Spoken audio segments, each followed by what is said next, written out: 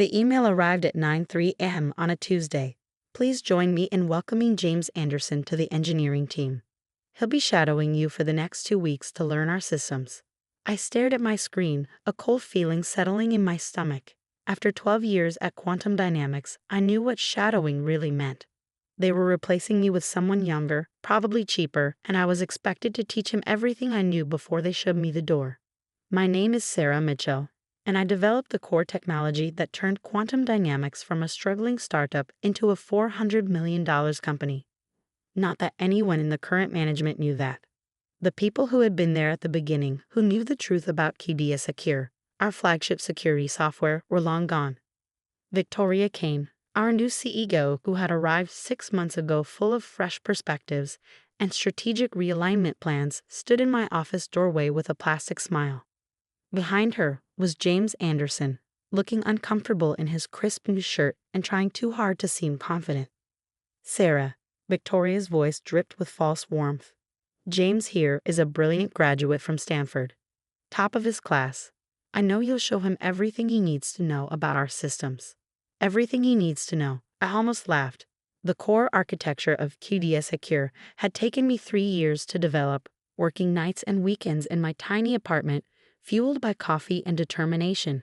The patent application I filed under my own name, before Quantum Dynamics even existed, was buried in a drawer at home, a security measure I'd taken when I first sensed the company's culture changing. Of course, I replied, gesturing to the empty chair beside my desk. Happy to help. Victoria's smile tightened slightly. We both knew this wasn't a request. In tech, when they ask you to train your replacement, refusing is career suicide. Not that my career at Quantum Dynamics had much life left anyway. James settled into the chair, tablet ready, eager to learn. He wasn't a bad kid, really, just ambitious, probably told he was getting a great opportunity to learn from a senior team member before taking over the position. I doubted they told him he was here to replace someone who had been with the company since it was 6 people working out of a converted warehouse. Let's start with the basics, I said, pulling up the system architecture diagrams. QDSecure operates on a proprietary encryption protocol. As I walked him through the surface-level functionality, my mind drifted back to 2011, when I first developed the encryption algorithm that would become QDSecure's foundation. I was 28, working as a security consultant, and had stumbled upon a way to dramatically improve encryption speeds without compromising security. Michael Torres, Quantum Dynamics' original founder, had seen the potential immediately. This could revolutionize enterprise security, he'd said, offering me not just a job but a partnership. We'll build the company around your technology. The patent had been filed and approved before I joined Quantum Dynamics. A deliberate choice on my part. I'd seen too many developers lose control of their innovations to corporate ownership. Michael had understood and agreed to a licensing arrangement that gave the company exclusive rights to use my technology while I retained ownership. That agreement, tucked away in the company's original incorporation documents, had survived 3 CEOs, 2 acquisitions, and a dozen reorganizations. Not that anyone had bothered to read those old files. They were too busy disrupting and innovating to care about history. Sorry, James interrupted my thoughts. Could you explain again how the primary key generation works? I smiled. That's actually proprietary information. Let's focus on the user-facing features first. Victoria appeared again around lunch, hovering like an expensive perfumed cloud. How's the training going? Great, James replied enthusiastically. Sarah knows this system inside and out. Yes, Victoria's eyes narrowed slightly. After so many years, I would hope so. Though sometimes fresh perspectives are what we need to move forward. The message wasn't subtle. I was outdated, resistant to change, probably too expensive. Never mind that QDSecure's core technology was my creation, that every major improvement had come from my work, that our biggest clients stayed because they trusted my expertise. Over the next week, I taught James what I could, the public-facing features, the basic maintenance procedures, the customer support protocols. But the heart of the system, the proprietary encryption engine that made everything work, that I kept to myself, not out of spite, but out of principle. Some things you earn through years of work, not 2 weeks of shadowing. Victoria called me into her office on Thursday afternoon. The HR director, Paul, sat stiffly in one corner, trying to look invisible. Sarah, Victoria began, shuffling papers on her desk. As part of our ongoing reorganization, we're making some changes to the engineering department. I kept my face neutral. Here it comes. Your contributions have been valuable, but we're moving in a new direction. More agile, more innovative. We need people who can adapt to rapid change. The irony of being called inflexible by someone who didn't understand the technology that paid her salary was almost amusing. We're offering a generous severance package, Paul chimed in, sliding a folder across the desk. 2 months' pay, health coverage through the end of the quarter. I opened the folder, skimming the agreement. Standard corporate language about confidentiality, non-competition, surrendering all rights to intellectual property developed during employment. When would this be effective? I asked, though I already knew the answer. Today will be your last day, Victoria said, not even trying to sound apologetic. James has picked things up quickly, and we need to move forward with our new initiatives. I closed the folder without signing. I'll need to review this with my lawyer. Victoria's smile faltered slightly. The severance is contingent on signing today. Then I'll have to decline. I stood up, straightening my jacket. I'll clean out my desk. Sarah, Victoria called as I reached the door. I know change is hard, but this is business. No need to be difficult about it. I turned back, meeting her gaze. You're right. It is business. Walking back to my desk, I felt lighter than I had in months. James looked up as I started packing my things into a box. Are you leaving? He asked, genuine concern in his voice. Yes. Apparently, I'm not agile enough for the new direction. But I've barely learned anything about how the core system works. I paused, a framed photo of the original quantum dynamics team in my hands. Some things take more than 2 weeks to learn, James. Good luck. Victoria watched from her office as I walked out, probably congratulating herself on executing another successful strategic realignment. She had no idea what was coming. At home, I pulled out the patent documentation, the original licensing agreement, and 12 years of system documentation. Everything that proved I wasn't just another replaceable cog in their corporate machine. I called Michael Torres, who had retired to Arizona 3 years ago. They finally did it, huh? He said when I told him what happened. Yep. New CEO, new direction, same old story. They have no idea about the patent. Apparently not. Victoria Kane seems to think everything belongs to the company. Michael's laugh was bitter. You were smart to keep the patent separate. What are you going to do? I looked at the carefully preserved documents spread across my desk. I'm going to remind them that innovation isn't just about moving forward. Sometimes it's about remembering how you got there in the first place. Need any help? Michael asked. I still know some people on the board. Not yet, I said, already drafting an email to my lawyer. Let's see how they handle the first surprise. That night, I sat at my computer, looking at the administration console for QDSecure's licensing system. A small piece of code, hidden in the original implementation that only I knew about. In 3 days, when the monthly license validation check ran, they would discover exactly who owned the technology they took for granted. Victoria Kane thought she was making a smart business decision, streamlining operations by removing expensive legacy employees. She was about to learn that some legacies are worth keeping. I hit a few keys, implementing changes that would take effect when the system next checked its licensing status. Then I went to bed, sleeping better than I had in months. The reckoning was coming, and I had front-row seats to watch it unfold. 3 days after my dismissal, at exactly 3:00 a.m. Eastern Time, QDSecure's monthly license validation check ran automatically. Within seconds, error messages began flooding the system. By 3:01 a.m., every instance of QDSecure running on client servers worldwide displayed the same message. License verification failed. Patent holder validation required. I was awake, sitting at my home office desk with a cup of coffee, watching it all unfold through the monitoring system I had quietly maintained. Victoria Kane's phone would start ringing any minute now. The first call came at 3:07 a.m. from Goldman Financial, one of Quantum Dynamics' biggest clients. Their entire trading security infrastructure had gone into safe mode, halting all transactions.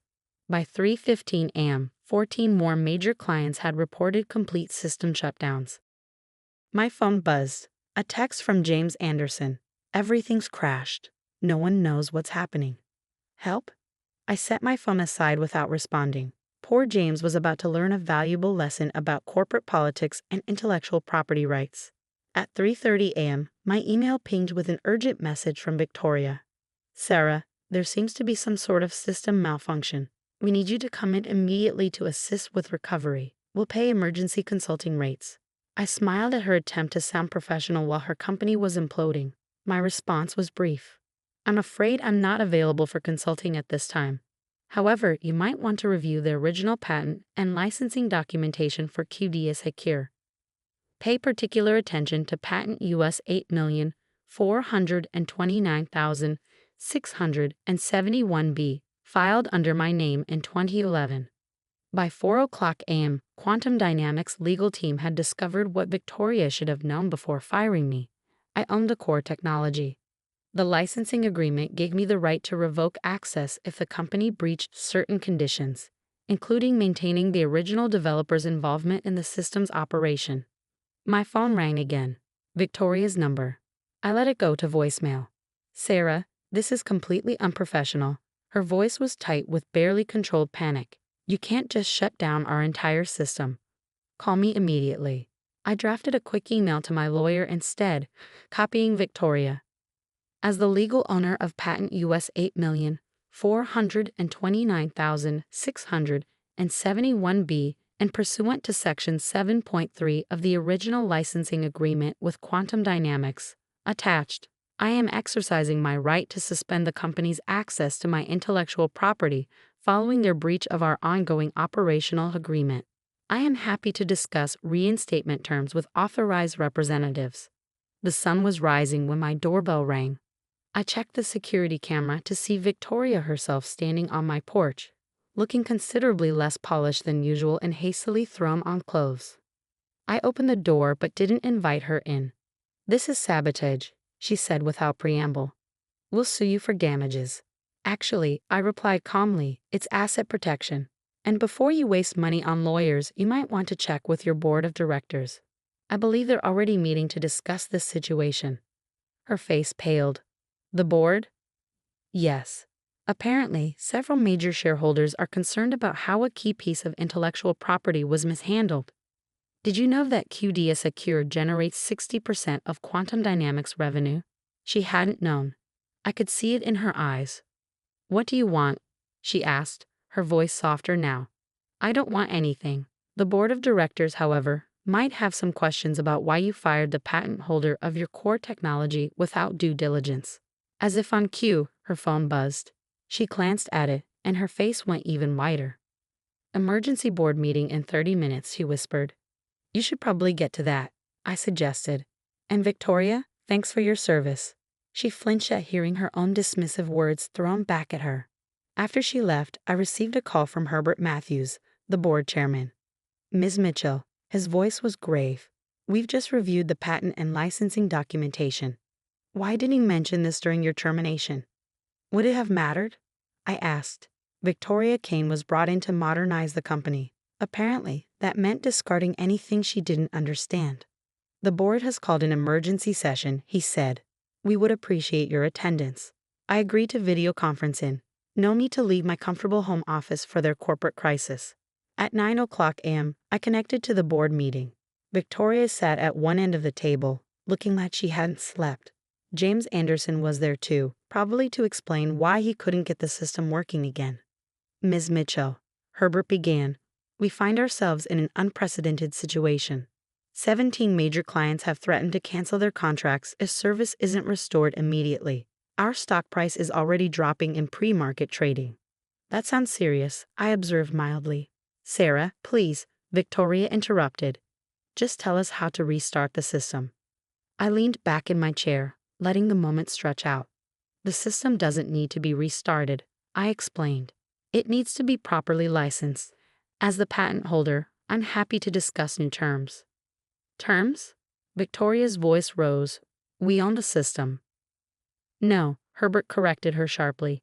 We have a licensing agreement that you apparently didn't bother to review before terminating its key stakeholder. James raised his hand tentatively. I've been trying to understand the core encryption engine, but there are parts that aren't documented anywhere in our codebase. That's because those parts are proprietary, I explained. They belong to me, not Quantum Dynamics. What you have is a licensed implementation. Victoria started to speak, but Herbert cut her off. Ms. Mitchell, what would it take to resolve this situation? I opened a document on my screen and began sharing it with the meeting. I've prepared a new licensing agreement, I said. The terms are simple. I retain patent ownership and return to Quantum Dynamics as Chief Technology Officer with full autonomy over the technical direction of QDSecure and any derived products. Additionally, I want a complete review of recent terminations in the engineering department. Good people were lost due to age discrimination and false claims of obsolescence. The board members exchanged glances. Herbert leaned forward. And if we agree to these terms, then I can have the system back online in about 5 minutes. Victoria stood up abruptly. This is extortion. No, Herbert's voice was ice. This is consequences. Please wait outside while the board discusses Ms. Mitchell's terms. As Victoria stormed out, I caught James trying to hide a smile. The board's deliberation took exactly 12 minutes. When they returned, Herbert spoke directly to my video feed. Your terms are accepted, Ms. Mitchell. The board has also accepted Victoria Kane's resignation, effective immediately. When can you start? I pretended to check my calendar, though I'd been prepared for this moment for days. How about now? I opened my laptop's command console and entered a series of commands. Around the world, QDSecure systems began coming back online. James's eyes widened as he watched the monitoring dashboard turn from red to green. That's it, he asked. Just like that. Just like that, I confirmed. Sometimes the most powerful code is the simplest. Speaking of which, James, I hope you're ready to learn how this system really works. This time without the 2-week deadline. Herbert cleared his throat. Ms. Mitchell, the board would appreciate a full briefing on the technical architecture when you have a moment. We want to ensure nothing like this happens again. Of course, I agreed. Though I suggest we start with a review of the company's intellectual property management policies. After all, innovation isn't just about creating new technology.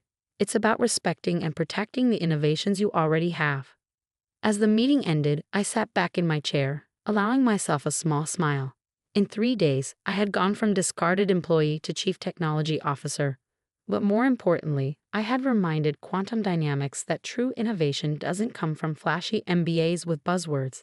It comes from the people who build, maintain, and understand the technology that makes everything possible. My phone buzzed with a message from James. Does this mean I still have a job? Yes, I replied, but now you'll be learning from me properly, not just shadowing. Hope you're ready for some real engineering. Outside my home office window, the morning sun had fully risen. Somewhere across town, Victoria Kane was probably clearing out her office, learning her own lesson about the danger of underestimating legacy employees. But my work was just beginning. I had a company to rebuild, a culture to fix, and a new generation of engineers to mentor properly. After all, that's what real innovation looks like. 6 months into my role as CTO of Quantum Dynamics, I sat in what used to be Victoria Kane's office, reviewing the changes we'd implemented since that dramatic night when QDSecure went dark. The wall that once displayed Victoria's MBA and corporate awards now showcased something far more meaningful: patents and technical innovations from our engineering team. The company's transformation had been dramatic, but not in the way Victoria had envisioned with her strategic realignment.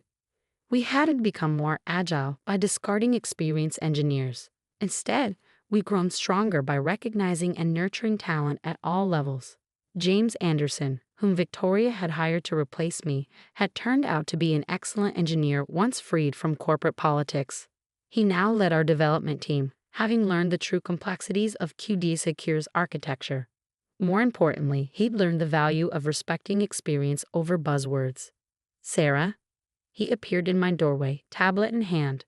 You're going to want to see this. He handed me the tablet, displaying a news article. Former Quantum Dynamics CEO Victoria Kane's new venture files for Chapter 11 bankruptcy. I skimmed the article, noting how her attempt to launch a competing security software company had failed spectacularly. Apparently, investors had been skeptical of a CEO who had managed to lose control of her previous company's core technology. "Karma's interesting, isn't it?" James commented. "It is," I agreed, handing back the tablet. "Though I prefer to focus on what we're building rather than others' failures. How's the new encryption protocol coming along?" His face lit up. "Actually, that's the other thing I wanted to show you. The team's made a breakthrough." I followed him to the engineering floor, which looked vastly different from 6 months ago. Gone were the sterile cubicles Victoria had insisted on. Instead, we had collaborative spaces, testing labs, and walls covered in whiteboards filled with complex algorithms. More importantly, the demographics had changed. After reviewing the terminations under Victoria's tenure, we discovered a clear pattern of age discrimination. Many experienced engineers had been pushed out under the guise of modernization. One of my first acts as CTO had been to reach out to those who had been unfairly terminated. Many had returned, bringing with them decades of valuable experience. Now our teams were truly diverse, with seasoned veterans working alongside fresh graduates, each learning from the other. Maria Chen, one of the legacy engineers Victoria had pushed into early retirement, was now leading our research division. At 62, she had more patents to her name than most Silicon Valley startups. "The new hybrid encryption model is showing remarkable results," she explained, pulling up test data. "By combining your original algorithm with the quantum-resistant approach David suggested, we've increased processing speed by 340% while maintaining security integrity." David, a recent graduate who would have been considered too inexperienced for such responsibility under the old regime, beamed with pride. This was how real innovation happened, through collaboration, not competition. The quarterly board meeting the following week highlighted just how much had changed. Instead of PowerPoint presentations full of business jargon, we had live demonstrations of technical achievements. The board members, who had once glazed over during technical discussions, were now actively engaged. "Ms. Mitchell," Herbert Matthews began, "the numbers speak for themselves. Revenue is up 85% year over year. Client retention is at 98%. And our market share in the security sector has increased by 23%. I nodded, but directed attention to a different slide. More importantly, look at our innovation metrics. Patent filings are up 150%. Our engineering retention rate is now 94%, compared to 40% under previous management. And our technical support satisfaction scores are the highest in the industry, all while maintaining the highest average employee age in the sector," Maria added proudly. "Experience matters." The board's support had been crucial in implementing these changes. After the QDSecure shutdown incident, they'd learned their lesson about valuing technical expertise over management ads. One afternoon, I received an unexpected email from Michael Torres, the original founder who had first recognized the potential of my encryption algorithm. "Saw the latest industry rankings," he wrote. "Quantum dynamics is being hailed as a model of sustainable innovation. Want to grab coffee? I'm in town next week." We met at the same small cafe where, 12 years ago, we had first discussed building a company around my technology. Michael looked older but energized. "You've done something remarkable," he said, stirring his coffee. "Not just saving the company, but transforming it. Victoria Kane wanted to modernize through destruction. You've modernized through evolution." "We had good foundations," I replied. "Sometimes innovation isn't about tearing everything down and starting over. It's about building on what works while being open to new ideas." He smiled. "That's why I made sure the patent stayed in your name. I knew someday the company would need reminding of what really matters in tech, the people who create and understand the technology." The conversation shifted to the future. Michael had been watching our progress and had ideas about potential new directions for the company. Not as a manager, but as a technical advisor, exactly the kind of experienced voice Victoria had tried to silence. Back at the office, I found James and the team celebrating. The new encryption protocol had passed its final tests and was ready for deployment. "We couldn't have done this without everyone," James announced. "The combined experience in this room made something none of us could have created alone." Looking around at the faces, young and old, new hires and veterans, I felt a deep satisfaction. This was what real innovation looked like: collaborative, respectful, and built on a foundation of shared knowledge. That evening, as I prepared to leave, I found a small package on my desk. Inside was a framed copy of my original patent, along with a note from the board. Thank you for reminding us that true value isn't about titles or trends. It's about recognizing and protecting the innovations and innovators that make progress possible. I hung it on the wall next to the team photos and technical awards. A reminder that sometimes the most powerful response to being undervalued isn't revenge, it's showing everyone exactly what real value looks like. 1 year to the day after Victoria had dismissed me as obsolete, I stood in the company auditorium, addressing our now expanded engineering department. The audience included not just our local team, but video feeds from our new development centers worldwide. A year ago, someone decided that experience was a liability and innovation meant discarding the past. I began. Today, we're ranked as the most innovative company in our sector precisely because we value both experience and new ideas. Real progress isn't about choosing between old and new, it's about bringing them together. I gestured to the screen behind me, showing our latest performance metrics. Our success isn't just measured in revenue or market share. It's measured in patents filed, problems solved, and most importantly, in the collective knowledge we're building. James, sitting in the front row, nodded in agreement. He'd grown from Victoria's unwitting replacement hire into a talented technical leader, proof that good engineers thrive when freed from toxic corporate politics. Last week, a reporter asked me what I did differently as CTO. I continued. The answer is simple. I remembered what matters in technology, not buzzwords or board presentations, but the actual innovation that solves real problems. That comes from people, all of them, regardless of age or background. After the presentation, I returned to my office to find an email from Victoria Kane. After her startup's bankruptcy, she was seeking new opportunities and wondered if we might discuss a potential role at Quantum Dynamics. I drafted a brief response. Thank you for your interest. However, we found that our best results come from valuing and retaining the talent we already have. Best of luck in your future endeavors. Then I turned back to reviewing patent applications from our engineering team. Real innovation was waiting, and it had nothing to do with corporate politics or strategic realignment. It had everything to do with respecting the people who create, understand, and improve the technology that moves us forward. Sometimes you have to shut everything down to make that point clear. You're not looking at the bigger picture here, Sarah. Alexander Blackwood's voice was smooth as aged whiskey, but there was steel beneath the surface. Sometimes the numbers need a little adjustment to keep investors happy. I sat across from the CEO's massive desk in Summit Financial's downtown Chicago headquarters, my laptop open to the spreadsheets that had kept me awake for the past 3 nights. As Chief Financial Officer, I was responsible for every number in those files, and those numbers told a story that made my stomach turn. These aren't adjustments, Alex, I replied, keeping my voice steady. This is fraud. We're talking about $2.4 billion in misreported assets. He leaned back in his leather chair, sunlight glinting off his Rolex as he gestured dismissively. Every major firm does this. It's how the game is played.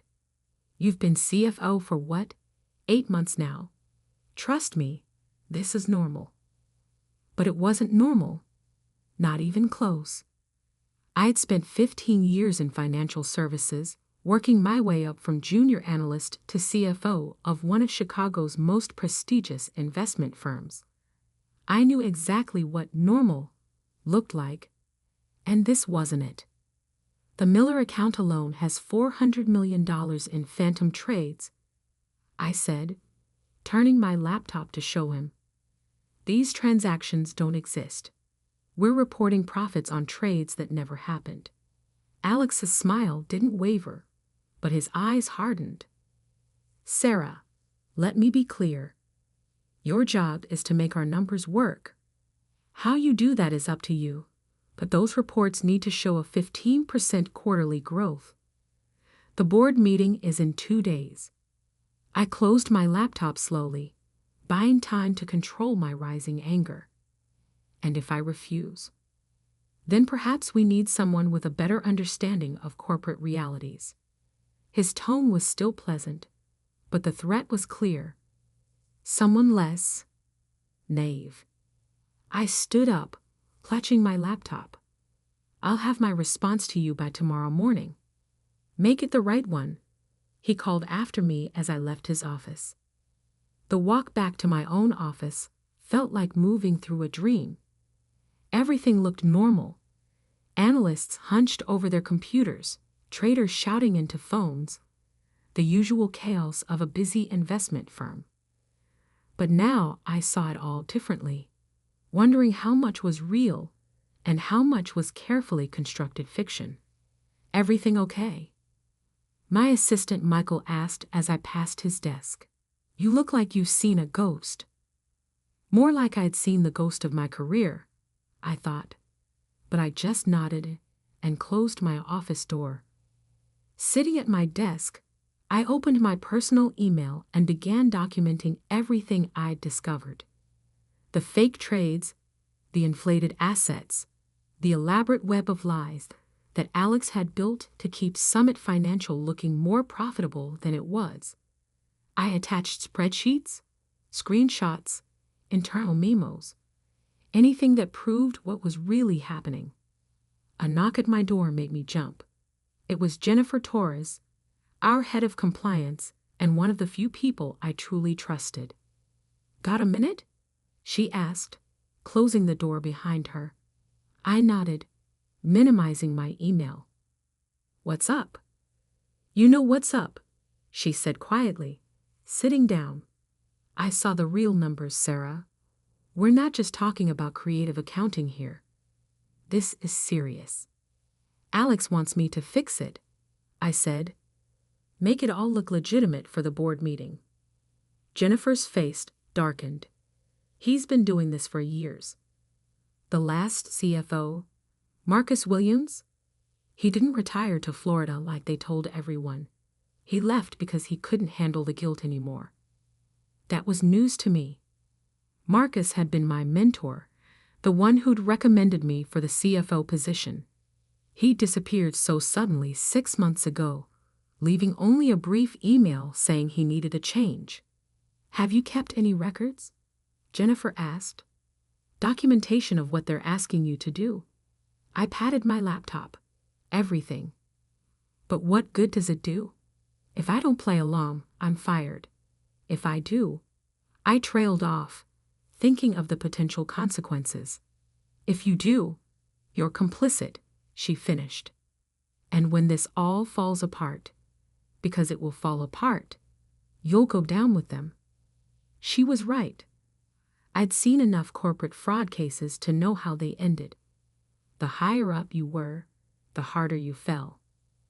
There's another option, Jennifer said, even quieter now. We could report it to the SEC. Better. I have a contact at the FBI's Financial Crimes Division. This is exactly the kind of case they live for. I stared at her. The FBI. Jennifer, we're talking about one of the most powerful firms in Chicago. Alex Blackwood sits on charity boards with senators, which is exactly why they'd be interested. She pulled out a business card and slid it across my desk. Just think about it. But don't wait too long. After she left, I sat looking at the card for a long time. Special Agent David Martinez, FBI Financial Crimes Unit. My future could change with one phone call. My cell phone buzzed.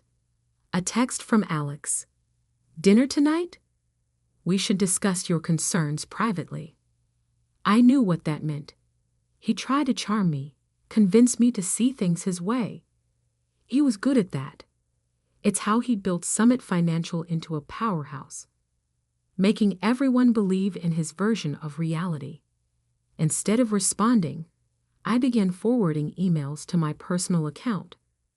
Every questionable transaction, every manipulated report, every conversation where the fraud was discussed. Years of evidence that would destroy the carefully crafted image of Summit Financial. At 7 p.m., my office phone rang. Alex again. Sarah? About dinner. I'm still reviewing the numbers. I cut him off. I'll have everything ready for the board meeting. He paused. The right numbers? You'll have your 15% growth, I said carefully, not technically lying. The board would see numbers showing growth. They just might not be the ones he expected. After hanging up, I looked at Agent Martinez's card again, then at my laptop, containing enough evidence to bring down one of Chicago's financial giants. Sometimes the numbers need adjustment, Alex had said, but some things didn't need adjustment. They needed exposure. I picked up my phone and dialed the number on the card. A calm voice answered on the second ring. Agent Martinez. I took a deep breath. My name is Sarah Reynolds. I'm the CFO of Summit Financial, and I need to report a massive fraud. There was a pause, then, Ms. Reynolds, can you hold for a moment while I switch to a secure line? As I waited, I glanced out my office window at the Chicago skyline. Somewhere in one of those gleaming towers, Alex Blackwood was probably congratulating himself on handling his troublesome CFO. He had no idea what was coming. We'll need you to keep your position for at least another week, Agent Martinez said, sliding a small recording device across the table. Can you do that without raising suspicion? We sat in a private room at the FBI's Chicago field office, where I'd spent the last 3 hours detailing Summit Financial's fraud scheme. The evidence I'd brought had caused quite a stir. Agents had been coming and going, making calls, their faces showing increasing concern as they grasped the scale of what we were dealing with. Alex is expecting me to present doctored numbers to the board tomorrow, I replied. He thinks I'm working on them now. Perfect, Martinez nodded. We need that board meeting. Get him talking about the adjustments he wants you to make. Be specific. I fingered the recording device, smaller than a credit card, designed to slip into a jacket pocket. What if he searches me? He won't. Jennifer spoke up from her corner of the room. She'd come with me to the FBI. Her own evidence adding to the growing case. Alex is too arrogant. He thinks he's untouchable. The next morning, I arrived at Summit Financial wearing a wire and carrying 2 sets of spreadsheets. The real numbers showing the massive fraud, and the fake ones Alex expected. My hands were steady, but my heart was racing. There's my star CFO, Alex called out as I passed his office. Ready for the board? I forced a smile. Just some final adjustments. Come show me, he said, gesturing me inside. Perfect. Just like the FBI had predicted. His own ego making him want to micromanage the deception. I sat down, opening my laptop to the fake numbers. Walk me through it, he said, coming to stand behind my chair. Well, I began, the recording device capturing every word. I've moved the Miller account's phantom trades through our Cayman subsidiary, then back through Singapore. Makes them harder to trace. Good, he murmured. And the asset valuations? Inflated by 22% across all major holdings. It'll show the growth you wanted. He squeezed my shoulder. See? I knew you'd understand how things work. This is why I made you CFO. The recording device felt hot in my pocket, though I knew it was just my imagination.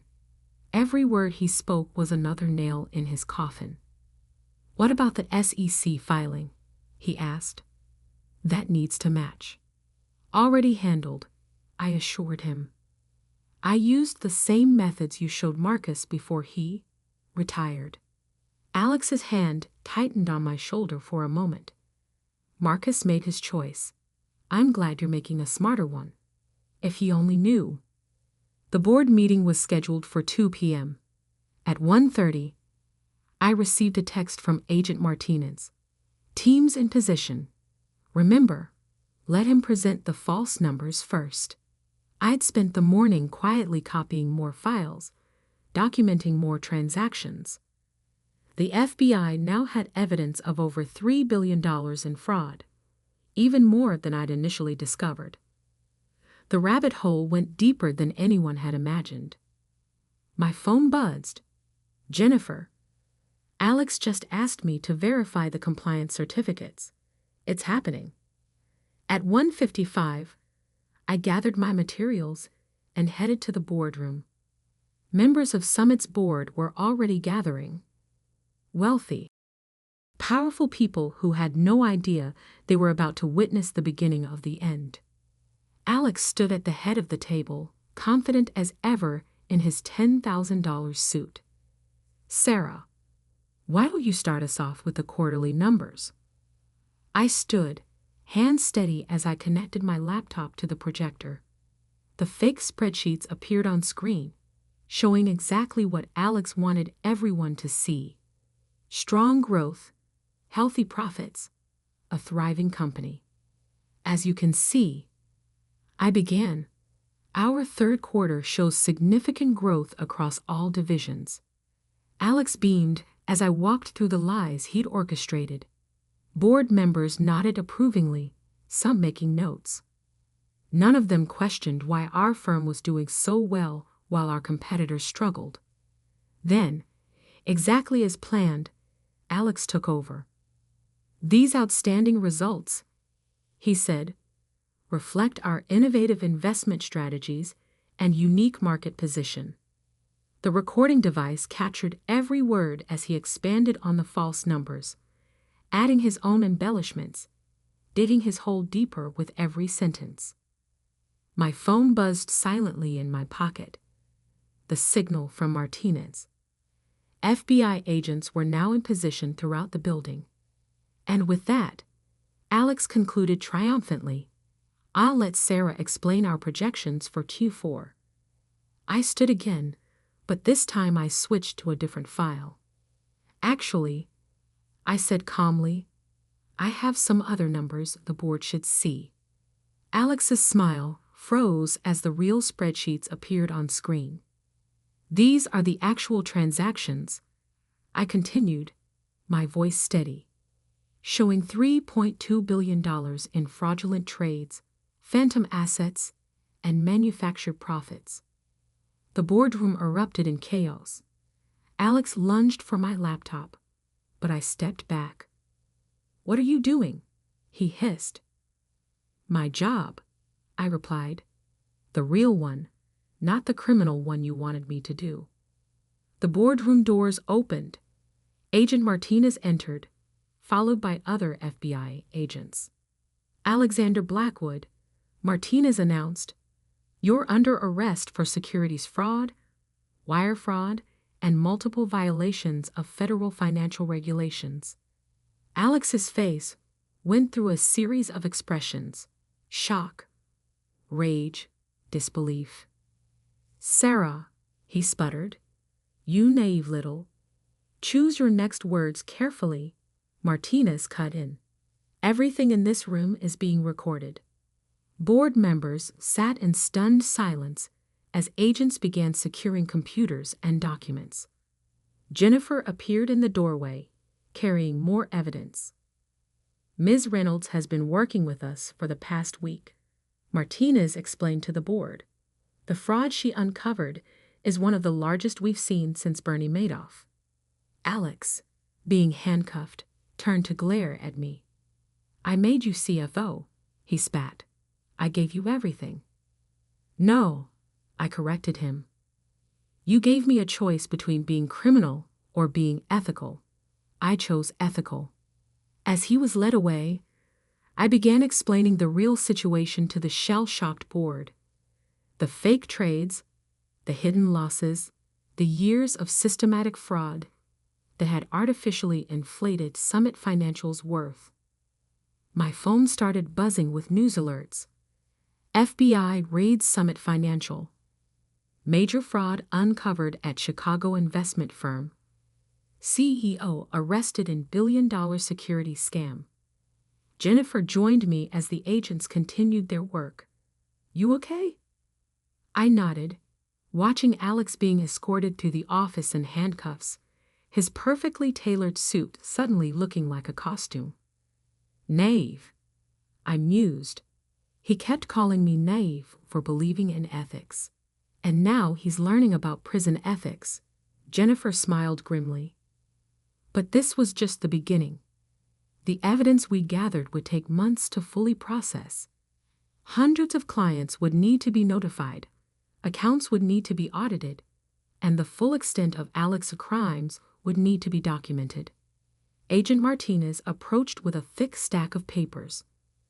"Ready to make your official statement?" I looked around at the office where I'd worked for so long, now swarming with federal agents, ready to tell the whole truth. Alex had called me naive for believing in justice. He was about to learn just how wrong he'd been. 6 months after Alexander Blackwood was led out of Summit Financial in handcuffs, I sat in a federal courthouse, preparing to testify at his trial. The evidence we'd uncovered had blown up into the largest financial fraud case Chicago had seen in decades.